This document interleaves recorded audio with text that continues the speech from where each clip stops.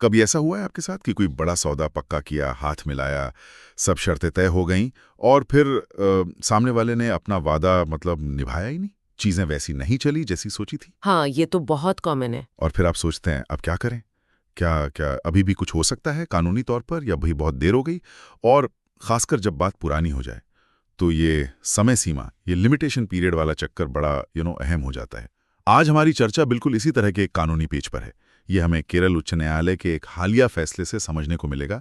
We Chandran बनाम अलियम्मा George का मामला है ये। हाँ, 2025 का। ये मामला सीधे तौर पर जुड़ा है अनुबंध के उल्लंघन से, मतलब ब्रीच ऑफ कॉन्ट्रैक्ट से। लेकिन इसमें जो खास बात है वो है निरंतर उल्लंघन, यानी कंटिन्यूअस ब्रीच की सोच और उसका समय सीमा पर क्या असर पड़ता है। देखिए, ये पूरी बातचीत आधारित है केरल हाईकोर्ट के उस फैसले के पब्लिश्ड हिस्सों पर।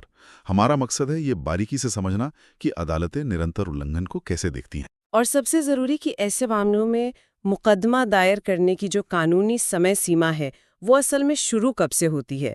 हाँ, खासकर तब जब उल्लंघन का असर मतलब आपको लंबे समय तक महसूस होता रहे। बिल्कुल। एक तरह से हम वो नियम समझने की कोशिश कर रहे हैं जो तब लागू होते हैं जब जब समझौते गड़बड़ा जाते हैं। तो चलिए इस मामले की तह तक चलते हैं और देखते हैं इसमें क्या सीखने लायक है। तो ये मामला था एक लकड़ी के व्यापारी जो वादी थे और एक संपत्ति के मालिक जो प्रतिवादी थे, उनके बीच का। बात है 6 अगस्त 1998 की। उनके बीच एक लिखा हुआ समझौता हुआ। समझौते के हिसाब से व्यापारी को 25 लाख रुपए देने थे और बदले में मालिक की जमीन पर जो शीशम और दूसरे पेड़ खड़े थे उन्हें काटने और वहां से हटाने का हक मिला। ठीक है, सीधा सौदा लगता है। हाँ, और काम पूरा करने की अवधि भी तय थी, 1 सितंबर 1998 से 1 साल तक, यानी 31 अगस्त 1999 तक काम खत्म हो जाना चाहिए था। 1 साल का टाइम। हाँ, और समझौते में एक बहुत जरूरी शर्त यह भी थी कि पेड़ों को जंगल से बाहर ले जाने के लिए जो सरकारी पास चाहिए होते हैं वन विभाग से, वो हासिल करने की जिम्मेदारी संपत्ति के मालिक यानी प्रतिवादियों की होगी। अच्छा, ये मालिकों की जिम्मेदारी थी। जी, और ये भी कि अगर उस एस्टेट के मजदूरों का कोई पुराना लेना देना है, कोई क्लेम है, तो वो भी मालिक ही निपटाएंगे। ये भी जरूरी शर्तें हैं। अब वादी यानी वो लकड़ी के व्यापारी, उन्होंने अपनी तरफ से काम शुरू कर दिया और ये कोई छोटा मोटा काम नहीं था। हाँ, जंगल से लकड़ी निकालना आसान नहीं होता। बिल्कुल। उन्होंने उस जंगली इलाके में लकड़ी बाहर लाने के लिए सोचिए करीब 25 किलोमीटर लंबी कच्ची सड़क बनवाई जिस पर मोटर चल सके। 25 किलोमीटर? हाँ, फिर लकड़ियों को रखने के लिए एक स्टैकिंग शेड बनाया, मजदूर लगाए और भी बहुत सारे इंतजाम किए। मतलब जाहिर है काफी पैसा और मेहनत लगी होगी उनकी। बिल्कुल, वादी ने तो अपनी तरफ से पूरी तैयारी कर ली थी। लेकिन कहानी में मोड़ तब आया जब वादी के अनुसार प्रतिवादी अपनी मुख्य जिम्मेदारी निभाने में कह सकते हैं नाकाम रहे। कौन सी, वो पास वाली? हाँ, वही। वो वन विभाग से जरूरी पास हासिल नहीं कर पाए।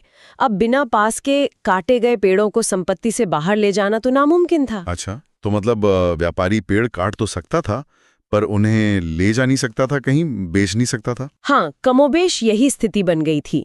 पास न होने की वजह से वादी सारे पेड़ नहीं हटा सका जैसा कि समझौते में तय हुआ था। और वादी का ये भी कहना था कि प्रतिवादियों की इसी नाकामी और देरी की वजह से आपस में बात करके समझौते की अवधि को बढ़ाया भी गया था और ये बढ़ी हुई अवधि 3 अप्रैल 2001 को खत्म होनी थी। अच्छा, तो उनके हिसाब से कॉन्ट्रैक्ट एक्सटेंड हुआ था 2001 तक। ये जरूरी पॉइंट है। हाँ, ये वादी के दावे का एक अहम हिस्सा था। जाहिर है अगर आप पेड़ हटा ही नहीं सकते तो आपका तो पूरा बिजनेस ही रुक गया। तो वादी ने फिर क्या किया? मुझे भारी नुकसान हुआ, तो इसी नुकसान की भरपाई के लिए उन्होंने अदालत का दरवाजा खटखटाया और प्रतिवादियों के खिलाफ मुकदमा दायर कर दिया। और प्रतिवादियों का क्या स्टैंड था इस पर? क्या उन्होंने माना कि हाँ हमारी गलती थी, पास नहीं ला पाए? नहीं, बिल्कुल नहीं। प्रतिवादियों ने इन सारे आरोपों को सिरे से खारिज कर दिया।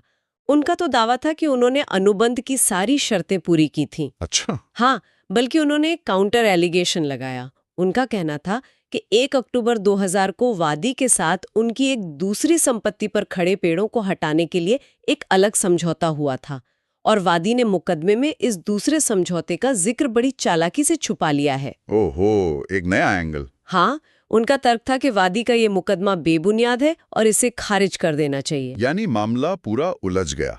एक तरफ वादी कह रहे हैं पास नहीं मिले, नुकसान हुआ, दूसरी तरफ प्रतिवादी कह रहे हैं हमने सब किया और वादी को छुपा रहे हैं। तो निचली अदालत ट्रायल कोर्ट ने क्या फैसला दिया? निचली अदालत यानी ट्रायल कोर्ट ने दोनों पक्षों की दलीलें सुनी, सबूत देखे और कोर्ट इस नतीजे पर पहुंची कि प्रतिवादियों ने अनुबंध का उल्लंघन नहीं किया था, मतलब उन्होंने अपनी जिम्मेदारियां निभाई थीं। अच्छा। इसी आधार पर कोर्ट ने वादी का मुकदमा खारिज कर दिया। लेकिन कोर्ट ने एक और बहुत महत्वपूर्ण बात कही। क्या? कोर्ट ने पाया कि अगर मान भी लिया जाए कि उल्लंघन हुआ था, तब भी वादी ने मुकदमा दायर करने में बहुत देर कर दी थी। यानी ये मुकदमा कानून द्वारा तय समय सीमा लिमिटेशन पीरियड के बाहर था और इस वजह से भी चलने लायक नहीं था। ओहो, मतलब डबल झटका वादी के लिए। कोर्ट ने माना कि उल्लंघन हुआ ही नहीं और अगर हुआ भी होता तो आप लेट हो गए। बिल्कुल। तो वादी ने इसके बाद क्या किया होगा? हार मान ली थी। तो अब हाईकोर्ट के सामने मेन सवाल क्या थे?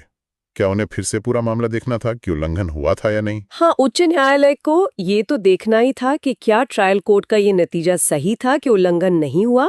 लेकिन उससे भी ज्यादा अहम सवाल जो इस केस में उभरा वो था समय सीमा का, लिमिटेशन वाला। अच्छा। क्या ट्रायल कोर्ट का ये कहना सही था कि मुकदमा दायर करने में देर हो चुकी थी? यानी क्या ये मुकदमा लिमिटेशन एक्ट के तहत समय सीमा से बाधित था, बार्ड बाय लिमिटेशन था? यही वो कानूनी नुक्ता था जिस पर हाईकोर्ट ने खास तौर पर ध्यान दिया। ठीक है, तो अब मामला एकदम कानूनी बारीकियों पर आ गया। ये समय सीमा या लिमिटेशन एक्ट ये काम कैसे करता है, खासकर ऐसे मामलों में जहां कोई गड़बड़ लगातार चलती जा रही हो? बहुत अच्छा सवाल है। यहीं पर हमें परिसीमा अधिनियम 1963 यानी लिमिटेशन एक्ट को समझना होगा। देखिए, ये कानून ये बताता है कि किसी भी तरह का कानूनी दावा या मुकदमा दायर करने के लिए आपके पास कितना समय है। एक डेडलाइन है ना? हाँ, बिल्कुल। अगर आप उस समय सीमा के अंदर कार्यवाही नहीं करते तो आपका कानूनी अधिकार खत्म हो जाता है, भले ही आपका दावा कितना ही मजबूत क्यों ना हो। इसका मकसद यही है कि सालों पुराने बासी पड़ चुके मामलों को अदालतों में लाने से रोका जाए और एक तरह की निश्चितता लाई जाए। ठीक है। अब अनुबंध के उल्लंघन यानी ब्रीच ऑफ कॉन्ट्रैक्ट से हुए नुकसान के हर्जाने के लिए मुकदमा दायर करने की जो समय सीमा है वो इस कानून के अनुच्छेद 55 आर्टिकल 55 में दी गई है और ये सीमा है 3 साल। 3 साल। लेकिन ये 3 साल गिनने कब से शुरू होते हैं? क्या उसी दिन से जब कॉन्ट्रैक्ट टूटा? यहीं पर थोड़ी कह सकते हैं पेचीदगी है। अनुच्छेद 55 3 अलग-अलग स्टार्टिंग पॉइंट बताता है। अच्छा। पहला, अगर उल्लंघन एक बार की घटना है तो 3 साल उस तारीख से गिने जाएंगे जब उल्लंघन हुआ। सिंपल। ठीक। दूसरा, अगर उल्लंघन बार बार हो रहा है, सक्सेसिव ब्रीचेस जिसे कहते हैं, मान लीजिए कोई हर महीने किराया देने में देरी कर रहा है, तो हर नए उल्लंघन के साथ एक नई 3 साल की अवधि शुरू हो सकती है, लेकिन वो उस खास उल्लंघन के लिए होगी। और तीसरा, और ये हमारे केस के लिए जरूरी है, अगर उल्लंघन निरंतर है, कंटिन्यूअस ब्रीच है, यानी गलती लगातार जारी है, रुकी नहीं है, तो 3 साल की अवधि तब शुरू होती है जब वो उल्लंघन समाप्त होता है, सीज होता है। अच्छा, निरंतर उल्लंघन और बार बार होने वाले उल्लंघन, इनमें क्या कोई खास फर्क है? सुनने में तो काफी मिलते जुलते लगते हैं। हाँ, ये एक बारीक लेकिन बहुत महत्वपूर्ण फर्क है। देखिए, बार बार उल्लंघन का मतलब है अलग अलग मौकों पर एक ही तरह की गलती दोहराना। हर गलती अपने आप में एक पूरा उल्लंघन है। जैसे हर महीने किराया ना देना, हर महीना एक नया अलग उल्लंघन है। ठीक। निरंतर उल्लंघन का मतलब है एक ऐसी गलती या चूक जो लगातार चल रही है, खत्म नहीं हुई है। जैसे मान लीजिए किसी ने आपकी जमीन पर कब्जा कर लिया है और वो कब्जा हटा ही नहीं रहा, तो ये कब्जा हर पल एक निरंतर गलत काम, कंटिन्यूइंग रॉन्ग है। या जैसे इस मामले में वादी का तर्क था कि पास न देना ये एक निरंतर चलने वाली चूक थी, खत्म नहीं हुई थी। समझ गया। और इसी निरंतर उल्लंघन के लिए परिसीमा अधिनियम में एक और खास धारा है, धारा 22, सेक्शन 22। ये धारा कहती है कि अगर कोई उल्लंघन या कोई सिविल गलती, जिसे टॉर्ट कहते हैं, वो निरंतर प्रकृति की है, तो जब तक वो जारी रहती है, हर पल एक नई समय सीमा शुरू होती रहती है। हर पल मतलब टाइम लिमिट रीसेट होती रहती है। हाँ, एक तरह से। मतलब जब तक गलती चल रही है आप मुकदमा दायर कर सकते हैं, ये समय सीमा आपके आड़े नहीं आएगी। अच्छा, तो वादी जरूर इसी धारा 22 का सहारा ले रहे होंगे। उनका तर्क क्या था फिर हाईकोर्ट में? हाँ, बिल्कुल। वादी का मुख्य तर्क यही था कि प्रतिवादियों का वो जरूरी पास हासिल न कर पाना ये एक निरंतर उल्लंघन था। ये कोई एक बार की घटना नहीं थी, बल्कि एक लगातार चलने वाली विफलता थी उनके पार्ट पर। इसलिए उनका कहना था कि धारा 22 के अनुसार मुकदमा दायर करने की 3 साल की समय सीमा कभी शुरू ही नहीं हुई, क्योंकि उल्लंघन तो चल ही रहा था। अच्छा, ये तो बड़ा स्मार्ट तर्क है। हाँ, उनके हिसाब से समय सीमा की गिनती अगर शुरू भी हुई तो तब हुई जब अनुबंध की वो बढ़ाई गई अवधि, जो उनके अनुसार 3 अप्रैल 2001 थी, वो समाप्त हुई, क्योंकि तभी उल्लंघन समाप्त माना जा सकता है। और उन्होंने मुकदमा कब किया था? उन्होंने मुकदमा दायर किया था 18 जनवरी 2005 को। तो उनके तर्क के हिसाब से ये 3 अप्रैल 2001 के 3 साल के अंदर ही था। खैर, लगभग 3 साल 9 महीने बाद, पर उनका कहना था कि उल्लंघन जब खत्म हुआ तब से 3 साल देखे जाएं। हाँ, समझ गया। मतलब सेसेशन ऑफ ब्रीच से 3 साल। बिल्कुल।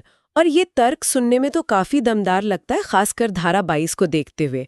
लेकिन यहीं पर आप देखिए, उच्च न्यायालय का विश्लेषण बहुत दिलचस्प हो जाता है। कैसे? कोर्ट ने क्या कहा? न्यायालय ने पहले तो ये माना कि हाँ, पास हासिल न कर पाना प्रतिवादियों की तरफ से एक उल्लंघन था। ठीक है। और ये भी माना कि जब तक अनुबंध चल रहा था, चाहे वो ओरिजिनल अवधि हो या बढ़ाई गई अवधि, उस दौरान ये उल्लंघन निरंतर प्रकृति का भी था, क्योंकि पास उपलब्ध कराने का दायित्व उन पर लगातार बना हुआ था। तो फिर दिक्कत कहाँ आई? अगर कोर्ट ने मान लिया कि उल्लंघन था और निरंतर भी था, तो धारा 22 लगनी चाहिए थी ना? यहीं पर कोर्ट ने एक बहुत महत्वपूर्ण कानूनी नुक्ता स्पष्ट किया।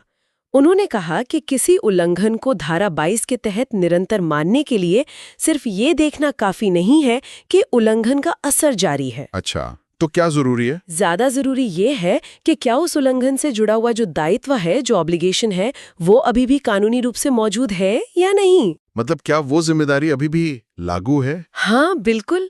सोचिए, पास उपलब्ध कराने का दायित्व किस चीज से पैदा हुआ था? वो उस अनुबंध से पैदा हुआ था जो 1998 में हुआ था। हाँ। अब वादी के अपने दावे के अनुसार भी उस अनुबंध की अवधि बढ़ाई गई अवधि मिलाकर 3 अप्रैल 2001 को समाप्त हो गई। ठीक। जैसे ही अनुबंध समाप्त हुआ, पास उपलब्ध कराने का जो संविधात्मक दायित्व था, कंट्रैक्चुअल ऑब्लिगेशन, वो भी तो समाप्त हो गया। अच्छा, मतलब कॉन्ट्रैक्ट खत्म तो वो खास जिम्मेदारी भी खत्म। बिल्कुल। और जब वो जिम्मेदारी ही खत्म हो गई, तो उस जिम्मेदारी को न निभाने का उल्लंघन अब निरंतर कैसे रह सकता है? कानूनी नजरिए से 3 अप्रैल 2001 के बाद प्रतिवादियों पर उस अनुबंध के तहत पास देने का कोई दायित्व बचा ही नहीं था। इसलिए पास न दे पाने की जो विफलता थी, जो पहले एक निरंतर उल्लंघन मानी जा सकती थी, वो उस तारीख को एक पूर्ण घटित हो चुकी घटना बन गई, अ कंप्लीटेड ब्रीच। से जुड़ा निरंतर उल्लंघन नहीं माना जाएगा, भले ही फर्श पर पानी अभी भी पड़ा हो, असर दिख रहा हो। हाँ, ये एक काफी हद तक सही मिसाल है इसे समझने के लिए। अनुबंध की अवधि खत्म होना सप्लाई बंद होने जैसा था। दायित्व खत्म तो उल्लंघन की कानूनी निरंतरता भी खत्म।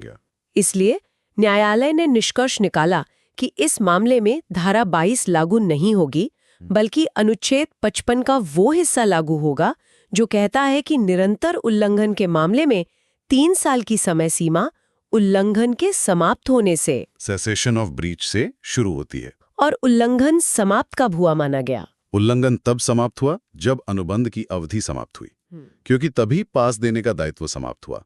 अगर हम वादी की बात मान भी लें कि अवधि 3 अप्रैल 2001 तक बढ़ाई गई थी, तो उल्लंघन की समाप्ति की तारीख 3 अप्रैल 2001 हुई। अच्छा, अब गणित सीधा है। 3 साल की समय सीमा 3 अप्रैल 2001 से शुरू हुई। हाँ। इसका मतलब है कि मुकदमा दायर करने की आखिरी तारीख क्या हुई? 3 अप्रैल 2004। और वादी ने मुकदमा किया 2005 में। हाँ, 18 जनवरी 2005 को, जो साफ तौर पर 3 साल की अवधि बीत जाने के बाद था। ओह, तो ये निरंतर उल्लंघन वाली जो दलील थी वो काम नहीं आई, क्योंकि अनुबंध की समय सीमा ही खत्म हो गई थी। भले ही वादी को नुकसान बाद तक महसूस होता रहा हो, लेकिन कानूनी घड़ी तो अनुबंध खत्म होते ही टिक टिक करना शुरू कर चुकी थी। एकदम सही। और यही इस केस का सबसे महत्वपूर्ण सबक है, आप कह सकते हैं। तो फिर अंतिम फैसला क्या हुआ उच्च न्यायालय का? उन्होंने ट्रायल कोर्ट के फैसले को पलट दिया या बरकरार रखा? नहीं, उच्च न्यायालय ट्रायल कोर्ट के निष्कर्ष से सहमत हुआ। खासकर समय सीमा वाले बिंदु पर। अच्छा। उन्होंने माना कि भले ही ट्रायल कोर्ट ने उल्लंघन न होने की बात कही हो, जिस पर उच्च न्यायालय ने ज्यादा टिप्पणी नहीं की, क्योंकि समय सीमा का मुद्दा ही अपने आप में केस खत्म करने के लिए काफी था। लेकिन मुकदमा निश्चित रूप से समय सीमा से बाधित था, बार्ड बाय लिमिटेशन। इसलिए वादी की जो अपील थी वो खारिज कर दी गई। तो व्यापारी को कोई राहत नहीं मिली? ये तो काफी निराशाजनक रहा होगा उनके लिए, इतनी मेहनत और पैसा लगाने के बाद। निश्चित रूप से। लेकिन इस फैसले से हमें और उन सभी लोगों को जो अनुबंध करते हैं एक बेहद जरूरी सीख मिलती है। क्या? वो ये कि परिसीमा अधिनियम के तहत किसी उल्लंघन को कानूनी तौर पर निरंतर मानकर समय सीमा से बचने के लिए ये जरूरी है कि जिस दायित्व का उल्लंघन हुआ है वो दायित्व अनुबंध के तहत अभी भी जिंदा हो, मतलब अनुबंध अभी भी लागू हो, एक्टिव। हाँ, एक्टिव हो। जैसे ही अनुबंध की म्याद पूरी होती है, उस अनुबंध से जुड़े दायित्वों का उल्लंघन निरंतर नहीं रह जाता, भले ही उसके बुरे नतीजे आपको अब भी भुगतने पड़ रहे हों। अनुबंध की समाप्ति तिथि एक तरह से उल्लंघन की निरंतरता पर कानूनी फुल स्टॉप लगा देती है। और वहीं से आपकी कानूनी कार्रवाई की उल्टी गिनती, वो 3 साल वाली, शुरू हो जाती है। तो इसका मतलब ये हुआ कि अनुबंध में लिखी जो तारीखें होती हैं वो सिर्फ काम पूरा करने की डेडलाइन नहीं है, बल्कि वो आपके कानूनी अधिकारों को इस्तेमाल करने की खिड़की भी तय कर सकती हैं। बिल्कुल सही कहा आपने। ये तारीखें बहुत बहुत महत्वपूर्ण है। ये फैसला इस बात पर जोर देता है कि कानूनी अधिकारों के लिए समय पर कदम उठाना कितना जरूरी है। हाँ, इंतजार नहीं करना चाहिए। बिल्कुल। अगर आपको लगता है कि आपके साथ अनुबंध में नाइंसाफी हुई है तो इंतजार मत कीजिए। खासकर अगर अनुबंध की कोई समाप्ति तिथि है तो उस तारीख के आसपास आपको बहुत सचेत हो जाना चाहिए और जरूरत पड़ने पर कानूनी सलाह लेनी चाहिए। ये सोचना कि अरे गलती तो अभी भी चल रही है, आपको समय सीमा के जाल से नहीं बचाएगा अगर वो गलती किसी समाप्त हो चुके दायित्व से जुड़ी है। ये वाकई एक बहुत अहम कानूनी बारीकी है और व्यापारिक लेन देन में इसका ध्यान रखना तो बहुत ही जरूरी है। तो अगर हम आज की चर्चा का सार निकालें तो मुख्य बात यह है कि निरंतर उल्लंघन की ढाल आपको समय सीमा से तभी बचा सकती है जब तक अनुबंध रूपी तलवार आपकी म्यान में हो। हाँ, कह सकते हैं। अनुबंध खत्म तो उल्लंघन की कानूनी निरंतरता भी खत्म और 3 साल की घड़ी चालू। हाँ, ये एक अच्छा तरीका है इसे याद रखने का। और ये हमें एक और दिलचस्प सवाल पर सोचने के लिए भी छोड़ जाता है। क्या? देखिए, ये पूरा मामला अनुबंध की एक तयशुदा समाप्ति तिथि पर निर्भर था, लेकिन सोचिए उन स्थितियों का क्या जहां अनुबंध की कोई स्पष्ट समाप्ति तिथि ही ना हो, या मान लीजिए उल्लंघन किसी ऐसे दायित्व का हो जो अनुबंध खत्म होने के बाद भी बना रहता है, जैसे कोई गोपनीयता बनाए रखने का दायित्व होता है। हाँ, होता है। ऐसी सूरत में निरंतर उल्लंघन और समय सीमा की गणना कैसे काम करेगी? क्या तब भी अनुबंध का खत्म होना इतना निर्णायक होगा? ये वो स्थितियां हैं जहां कानून की व्याख्या शायद और भी जटिल हो सकती है। ये सचमुच सोचने वाली बात है। खैर, ये शायद किसी और दिन की चर्चा का विषय हो सकता है। फिलहाल इस जटिल कानूनी मामले को इतने साफ और दिलचस्प तरीके से समझाने के लिए आपका बहुत बहुत धन्यवाद। धन्यवाद। उम्मीद है हमारी श्रोताओं को अनुबंध कानून और खासकर समय सीमा के इस खास पहलू को समझने में मदद मिली होगी। इस विश्लेषण में हमारे साथ रहने के लिए आप सबका शुक्रिया।